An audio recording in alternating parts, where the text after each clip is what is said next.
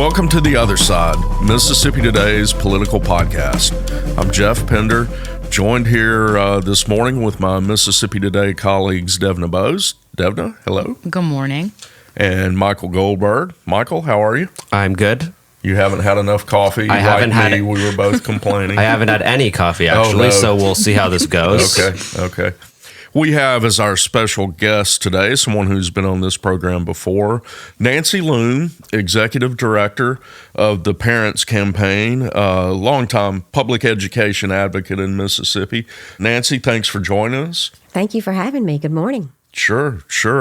We're going to jump right into the topic that no secret is supposed to be the issue of this upcoming legislative session in 2026. Some call it school choice, some call it education freedom, some call it privatization and taking money from public schools, contentious subject.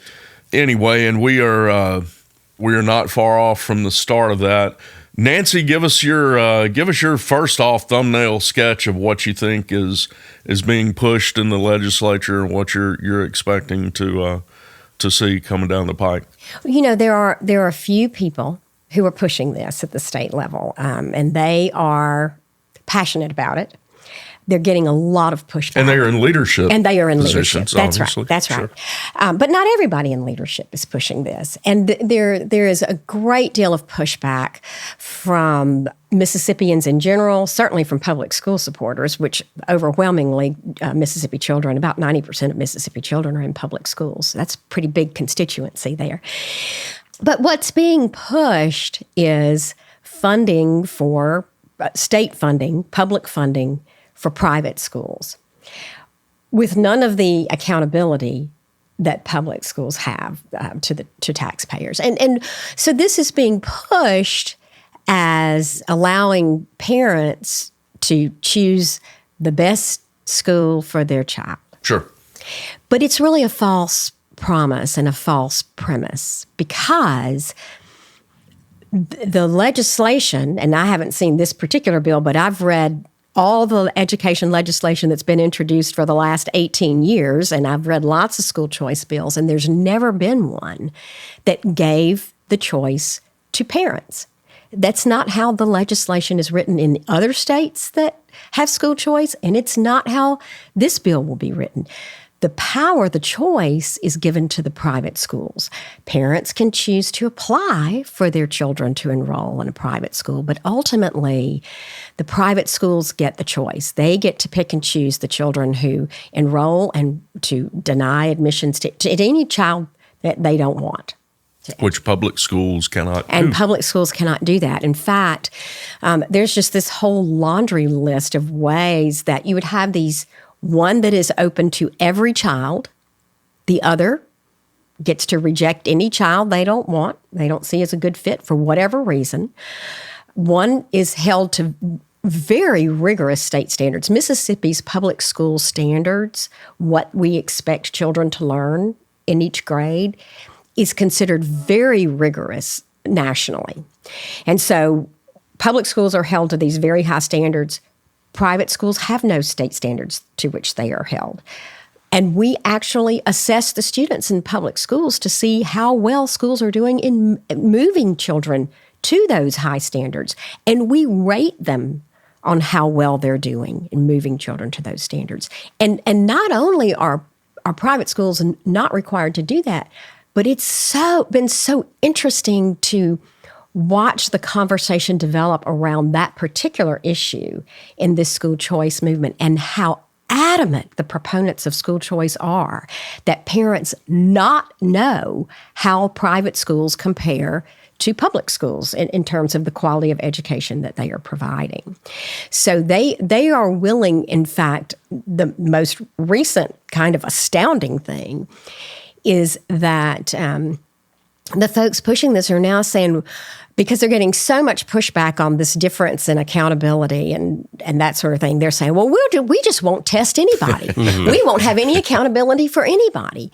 And so school choice is predicated on this notion that parents always know what is the best school for their child but they are refusing to give parents the information that they need to have to know how their private schools, the quality of education being provided in a private school compares to the quality of education being provided in public schools. And it's been so interesting. I've had lots of opportunities lately to go speak to various groups about this issue. And I've started asking, when I go into these groups and speaking to these folks, I've started asking, who in here can tell me what skills a fourth grader needs to master to be considered proficient in English language arts or math? And I have yet to have a single person who can tell me, who's not an educator. I mean, teachers know. But the idea that parents know what their children are supposed to be learning in a given grade, we rely on our teachers to know that and to tell us that. And parents assume that if their children are making good grades, that they're being taught what they need to know. In truth, what we know is that in many cases, what is being taught in private schools is a grade level or so behind what is being taught in the public schools. And parents don't find that out until maybe it's too late, or they move their children back over to the public schools and their children are way behind. And anecdotally, we hear that a lot from folks in public schools, that when children transfer back in, they're way behind. And then it's the responsibility of the public schools to catch them back up, because they're going to be rated based on how well those children perform on the assessments. Yeah, well, I mean, you talked about this a little bit, but we're sort of operating under this notion that private schools are, better. What about students which we know is not true, but what do you say about students who are stuck in like rural areas and they don't have any private schools nearby? It's, I think opponents would say it's easy for places like Clinton to say they're not for school choice when they've got such a high performing public school district. They've got the Jackson academies if they want to send their students there. But what about students in like Kemper County or, the more rural parts of this state that don't have those options? You're right. There are many areas of the state where there simply are no real options. Regardless, most children are not going to have options. I mean, that is the truth of the matter, that the private schools are private for a reason. This is not a knock on private schools. They are private because they want to be exclusive in some way, and that means they're designed to exclude children. Most children. And so most children are never going to have a choice, but their parents' tax dollars are going to be going to private schools. If this is adopted, they'll be going to the private schools that have no responsibility to educate their children at all. So a lot of children, most children, are never going to have any other choice. And that is why we see that in the other states that have adopted this, overwhelmingly, the vouchers are used by families whose children were already enrolled in the private schools before the school choice legislation passed. And so it's also a really bad deal for taxpayers, because you're not getting any public benefit at all for your investment. Nothing's changing. Not much is changing.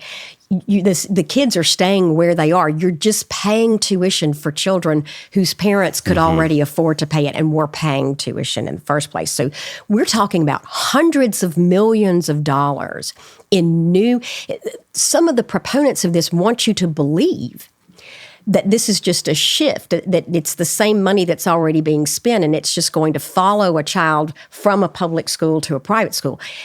That is not the case in most instances. It's new money that is going to be an additional burden on taxpayers, and they get nothing for that because the children were already in those schools to start with.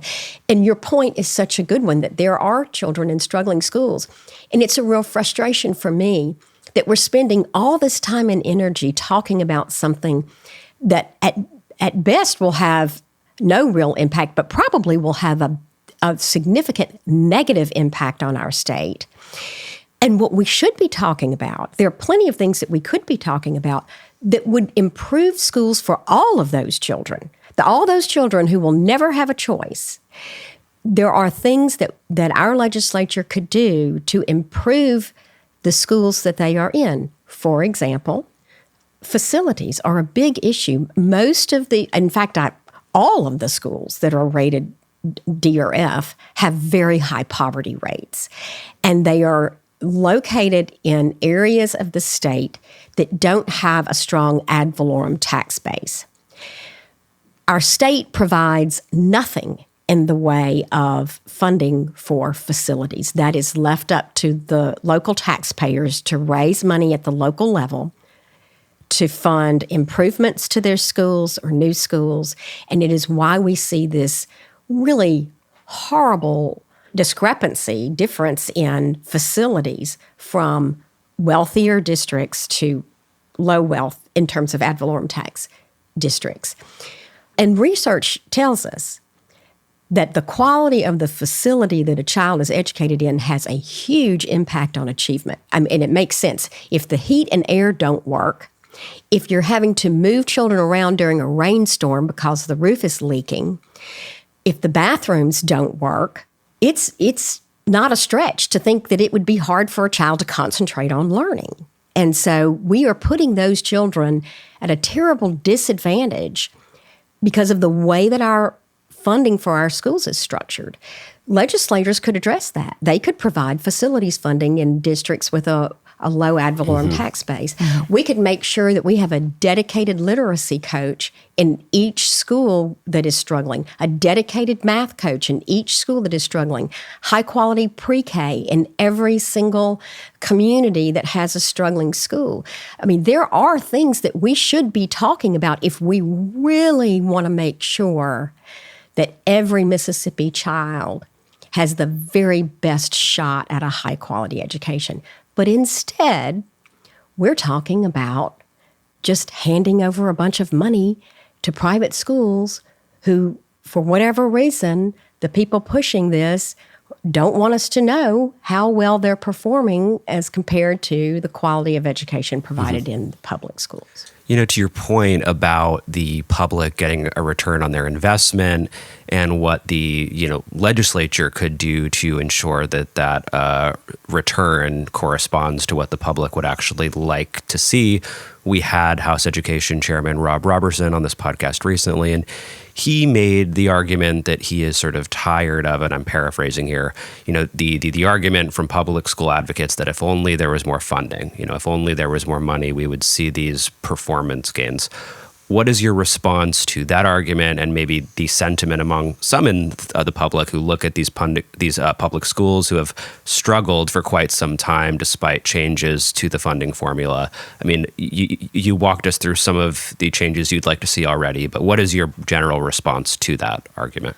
Well, I would ask Chairman Robertson if he thinks every child has a quality facility to learn in. I mean, I think he cares a lot about children and their education, and I think he would acknowledge that they don't. So maybe he's not thinking about that in the same way that I am. It is true that the legislature has fully funded the new funding law for 2 years in a row. That's true. It's great and it helps, certainly. But it is also true that every single time our legislature has invested more in our schools, we have seen, in our public schools, we have seen an escalation in achievement. And the most obvious, we have a graph that we use at the Parents Campaign where we look at the correlation between increases in funding overall and increases in achievement. And it is uncanny, the direct correlation there. But a great example of it was the infusion of funds into lower grade literacy. And when we invested in literacy in kindergarten through third grade, our fourth grade national test scores really escalated. And so they were miraculous, right? They were miraculous. A miracle even. It's a miracle, right? It was a lot of hard work. And, teachers deserve a lot of credit. The Department of Education deserves a lot of credit. They were so faithful to their goal of putting really high quality coaches in schools, and it made a huge difference. And they've been focused on high quality instructional materials and all of those things that make a big difference. And that all of those things require money. They don't happen without funding. And so I would challenge legislators to show us where that's not been a good investment. I don't think they can. I think our teachers, our public school teachers, are the very best investment we can make. And one of the things that is a challenge is our teacher shortage. And in 2022, the legislature passed a teacher pay raise that was significant, and that was wonderful. And the very same year, just about every other state also passed a teacher pay raise, and we immediately went right back to the bottom. And insurance costs and started going up. insurance skyrocketed. Right, and so we're back to the bottom. All of our neighboring states pay their teachers more. And so it's very difficult for us to recruit people into teacher education, but also to keep them from going across the state line and teaching in other places. And so whether or not they're tired of hearing it, our legislators are going to have to continue to invest in our public schools if they want the miracle that's not really a miracle to continue. I couldn't help but think, and I think all of us know Senator Hobb Bryan, his common refrain when somebody says throwing money at something is not the answer. He's like, how would we know? We've never thrown money at anything here. He's right. One thing I wonder, again, I know this is already a tense battle, ideological battle, philosophical, whatever, political. Is there common ground anywhere from your standpoint? I know some of the things that get brought up in this discussion, kind of ancillary or maybe part of what folks are calling school choice, are portability, being able to more easily transfer into school districts, consolidation. Chairman Robertson has brought that up. Some other things.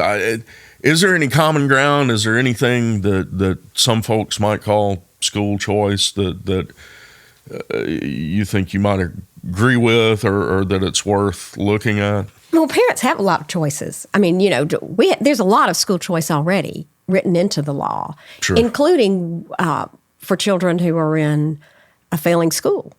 The law already says that they can move to another school in their district. And, there are ways that children can transfer to a different district. We already have a lot of that in place.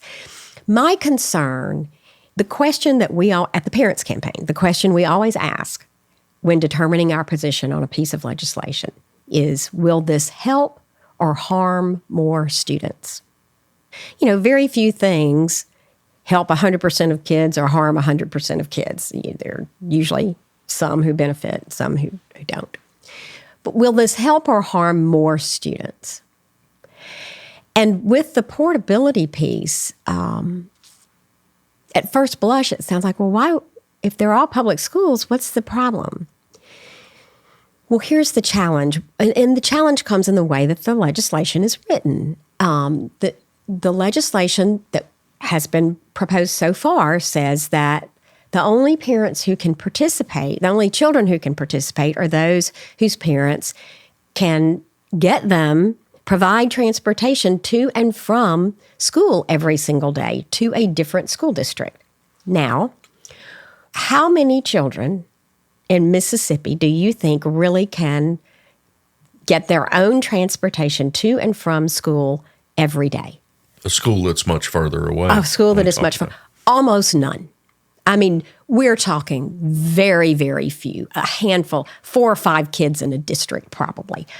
And if you're talking about transferring from a struggling school, those few kids are going to be the ones whose parents probably are at least marginally more affluent, have some resources, have some agency, have some ability they're probably more engaged. Those are the parents that a struggling school needs the most. So if you remove those parents and children from the struggling school, you've harmed everybody else who's left. So when you ask that question, does this help or harm more students?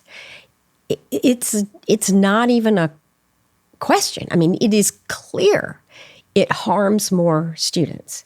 And so it violates our central premise on all, for all of us. No harm. That's right. I mean, so why are we spending all this energy on proposals that harm so many children when there are things that we could be doing that would help all of them? It simply doesn't make any sense. Is there some common ground? Yes, I think if what we really are focused on here is making sure that all children have great schools to attend, let's have that conversation. Let's talk about what that really looks like. Because in Mississippi, we have figured it out. It's why all these other states are coming to Mississippi to say, how did you do that? Mississippi's kids who are economically disadvantaged, low-income households, our children in low-wealth households are number one in the country on national tests when compared to the low-wealth children in other states. Our Hispanic children are number one in the country. Our Black children are number 3 in the country. When you look at our subgroups, not only are we doing well overall, we're doing really well with all these subgroups, other populations of children that are really important measures. So we know what we need to be doing in Mississippi to move the ball even further. And MDE the Department of Education has some really exciting plans to do that, to take what we've been doing in literacy and lower grades and provide those resources in middle grades. And we're excited to see what that's going to do for our 8th grade national test scores. So absolutely there's middle ground if our goal is to make sure that all children have access to a high quality education. And that is exactly the conversation that we should be having. Well, so some might argue that instead we've heard a lot, our Republican leadership, including the governor, constantly talking about the Mississippi miracle.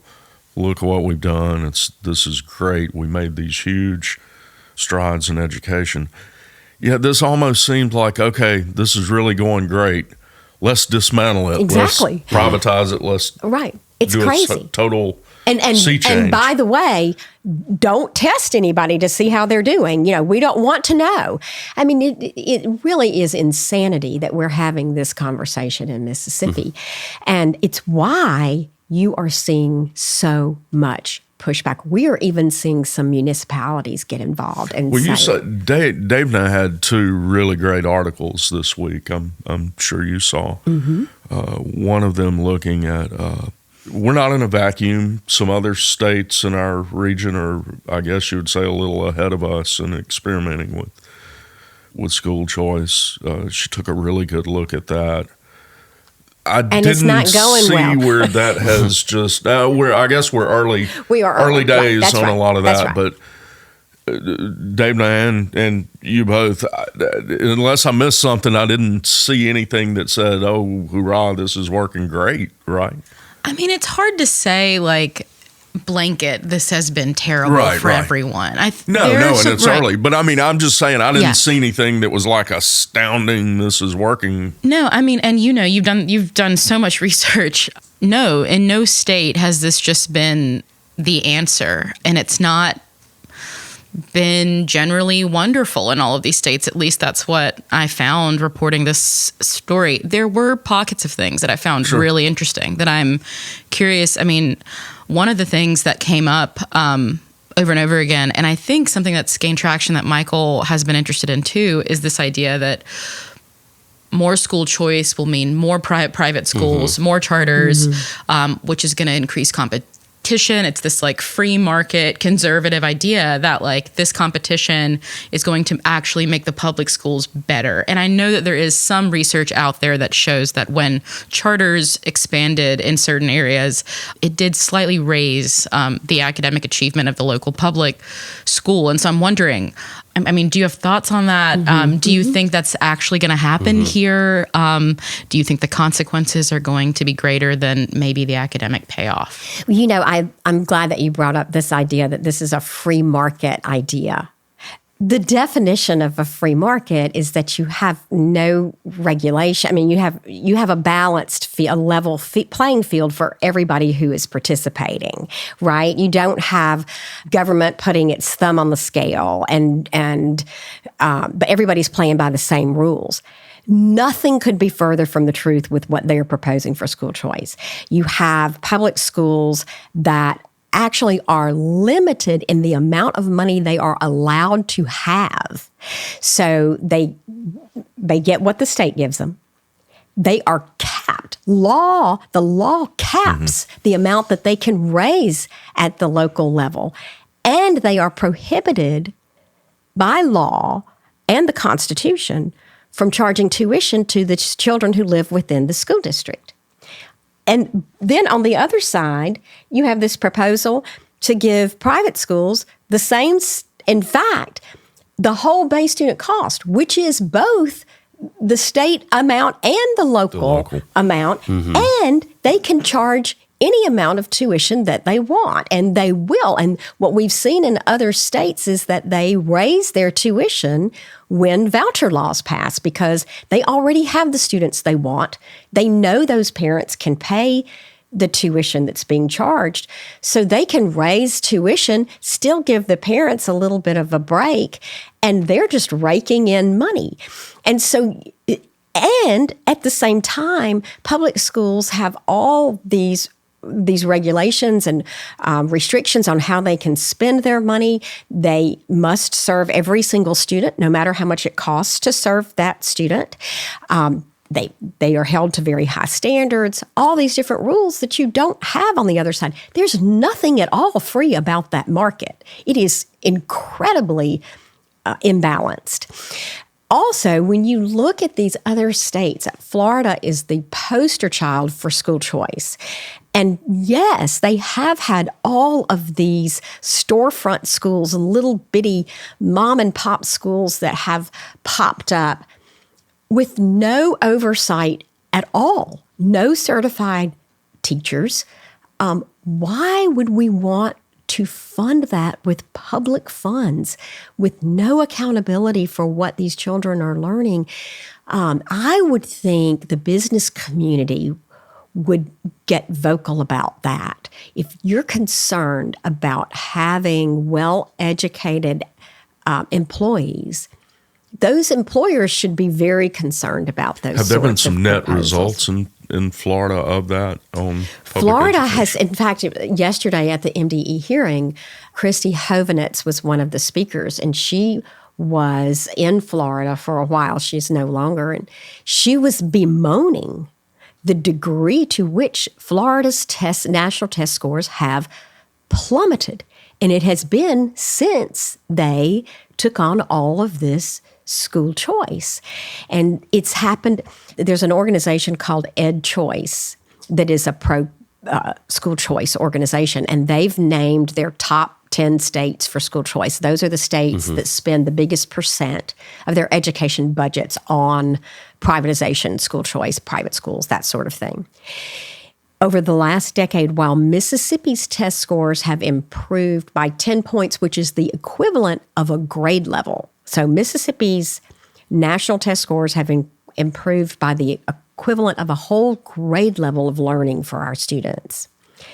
At the same time, every single one of the top 10 states for school choice has gone backward.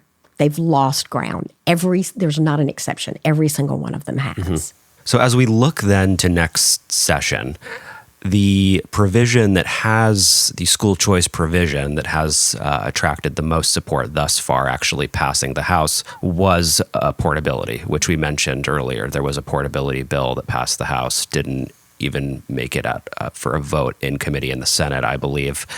On the portability question, I think the rhetorical debate around it centers on a lot of different issues, but I think the one that's come to the fore most notably is the question of race and how it would impact the racial composition in schools. I think on portability, you have folks on both sides of this debate claiming that, either passing it or not passing it will lead to the resegregation in part of schools.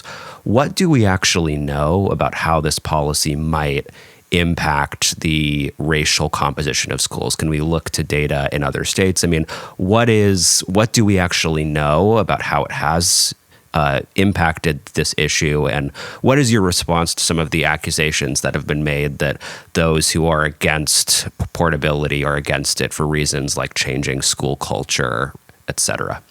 Well, first of all, I would say that I think that those particular statements are misunderstood. Mm-hmm. I think every single school has a culture.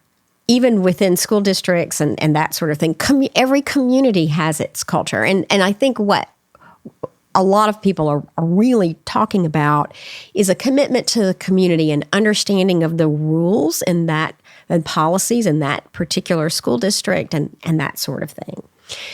In other states that have taken on school choice, we have seen a segregation of schools. People tend to gravitate toward people who are like they are. It's one of the wonderful things about our public schools is that children have an opportunity to grow up with children who are not just like they are. And that's a wonderful thing, to learn to not be afraid of people who are different from us, to learn to work with people who have different ideas and to learn to debate those ideas in a civil way. I think it will do great harm to us as a society for everybody to become even more siloed. We have become very siloed as a country, I think. We all tend to gravitate toward people who are like we are and think like we are and look like we do. I think it does great harm to us to lose that diversity in our public schools. It is a wonderful thing, and it is one of very, very few places that remain that our children can learn to appreciate the strengths that lie in our differences. This is why it was so baffling to hear at the last Ed Freedom Committee meeting, the research that showed private schools increases civic engagement and, how students interact with each other. With people just like they are. People just like they are. Right. Related to this school culture kind of thing, I think to my hometown, and there has been so much, I went to the city school, and it's the smaller one. It was low performing when I went there, and the county school was the academically successful, was just a powerhouse. And for a long time, there has been talk about consolidating both of those schools. Mm-hmm. And there's been so much pushback from my alma mater because there is this school culture. Mm-hmm. It is a historically majority Black school. Marcus Dupree went to Philly.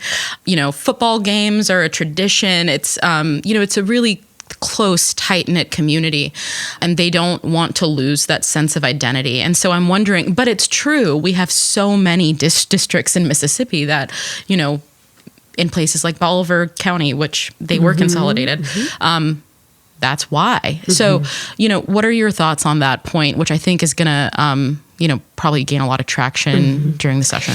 Yeah. So there are reasons to consolidate. There are good reasons to consolidate. If a district is so small that it doesn't have the economies of scale to be able to provide students with a good range of electives to take at the high school level or extracurricular activities and all of the rich things that our public schools are able to provide, at some point you get to a point where it doesn't make sense not to consolidate two very small schools. I will say that the research tells us that the optimal size for a school district is relatively small. It's about 5,000 students. In terms of efficiency and administrative costs and that sort of thing, very large districts tend to be inefficient. And of course, there's zero cost savings to the state at all because funds flow per student. It doesn't matter where the student is, the cost to the state is the same. So there's no savings to the state at all from consolidation. But there are cases, as I mentioned before, where economies of scale might make a difference. The challenge is in our very rural areas, you're talking about, in some cases, if you're talking about consolidating schools, you could have children on a school bus for hours a day. And so that's a real challenge. I mean, it's not good for children to ride a school bus for an hour and a half each way to and from school. So those are real challenges that we have to think about. And when we consolidate schools, it needs to be for a good reason, not, oh, we have 82 counties, let's have 82 school districts. I mean, that's just silly. And I like what you had to say, Dana, about the culture issue, that it's really more about traditions and that sort of thing that are important to people. They're important to all of us. Each of our families has its own tradition and culture, if you will. That's not a bad thing. And I think that's what people are talking about. One thing you touched on a minute ago, and again, Davna this week had a really, really good story that I think got a lot of attention. Parents and local governments in some areas, you get the feeling that the school choice is supposed to be kind of the issue du jour on the national Republican level, but we're not seeing even some pretty red cities in Mississippi fall in line on this issue. You mentioned it again, Dave, and I had a good article about this. We're seeing some heavily Republican local governments already stepping out now and saying we don't want this, or you proceed with extreme caution. What are we seeing there? Education is not a partisan issue. There's absolutely nothing about it that is partisan. There are some people who would like to make it a partisan issue because they think it helps them to push the issue. But when you talk to parents, I can tell you that we are seeing parents more galvanized about this issue than we have seen about an issue in a really long time. We are having, at the Parents Campaign, we're having a really hard time keeping up with all of the phone calls, text messages, emails, requests for speakers and help with writing letters to the editor and that sort of thing. Parents are really fired up about this issue in opposition. And many of those calls, most of those calls are coming from very heavily Republican districts. And it's why Mississippi hasn't passed this already. Because legislators are hearing from the people back home. And those are typically they're the voters that who vote for them in the primary election. In very gerrymandered Mississippi, it's primary elections that matter the most. Unfortunately, our general elections are just about meaningless. But so these legislators care about the people who they perceive are voting for them in the primary, in both parties.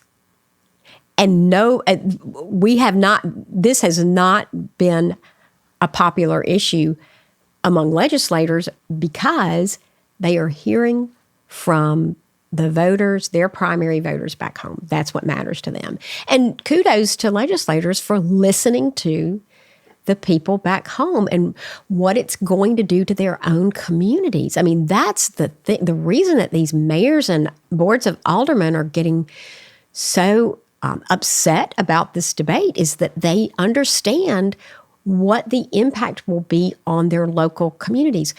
When industry considers expansion or locating in a community, they want to know how the public schools are doing. They don't ask how the private schools are doing. They want their folks who move into the community to have a great public school to attend where they don't have to pay tuition or worry about the difference between what a voucher would cover and what tuition is charged. They want strong public schools. And it's the thing, the public schools are the cornerstone of our communities. There is absolutely no exception in Mississippi to this statement. Where we have thriving communities in Mississippi, we have thriving public schools. And where we have struggling public schools, we have struggling communities. And that is not going to change with school choice. And so mayors and boards of aldermen understand that. And if you undermine their public schools, their communities are going to suffer. And so, of course, these boards are speaking up and saying, we do not want you to do this. This is a bad deal for our communities. One of the things that parents care about with the portability issue is their property values, because one of the things that drives up property values in strong public school districts is that you have to live in the school district. So it drives up pressure on house sales there. And so housing values rise because people have to live in the community to go to school there. If you remove that and you say, well, you don't have to live in the community to go to school there, all of a sudden that pressure on the housing market collapses, and so do your housing values. And so there are folks that are saying, wait a minute, I paid top dollar to move into this community because I wanted my children to go to this school. And now all of a sudden you're saying that somebody else doesn't have to come in and buy a house in my community, and you're going to harm my property values and the equity that I have in my home. So all of those are issues that local government officials understand, and they see that it will be very detrimental at the local level to pass these policies. I know we're coming up on time here, but I did want to ask you before we let you go. You're not in Speaker White's head. You're not in Lieutenant Governor Hoseman's head. I know they don't give you a detailed memo with their grand strategy before each session, but I think it's fair to say that those who follow the Capitol closely would agree that school choice will be the dominant theme this session. You've been doing this for quite some time. I mean, why now? What is your theory, whether it's changes at the federal level or locally, statewide? Why now has school choice really come to the fore? I think there are a couple of reasons. One is that Speaker White has made it an issue throughout his time as Speaker, and he didn't get it passed last year. I think that frustrated him, and so he's kind of dug in and wants to see it pushed through this time. There's also a big push at the national level for this, and we are seeing in Mississippi, because so many of the other states have adopted these programs to their detriment. I mean, we are seeing their national test scores fall, but they've adopted it. And so the funders of this, the voucher lobby from out of state, has fewer states to focus their resources on, and they have a big star on Mississippi on their map, and they are pouring resources into Mississippi. They've got organizations that they've set up here at the state level that they're funding to go out and try to market this as something that would be good for people. And so all of that kind of is working together, I think, to make this a big issue. Fortunately, parents are not buying it. They understand that it really isn't about parent choice. It's about handing over state funding, in many cases, to schools that were founded to segregate schools. I mean, that was the reason, to avoid integration. And so parents get it. They understand that the ultimate choice really isn't theirs. It is the private schools, and it's very, very dangerous. It's an unlevel playing field, and they're just not having it. Michael, I may have to correct you. I think Ms. Loome actually for quite some time, maybe in some state leaders' heads, living rent-free. Fair enough. From what I've seen. If Twitter is any indication. Look, this is an issue we've focused on before and probably will quite a bit coming up. Ms. Loome will try and certainly get you back on as this debate probably heats up as the session gets going. But thank you for coming in and talking with us again. Sure. Thank you for having me. I've enjoyed it. Thank you. Thanks, folks.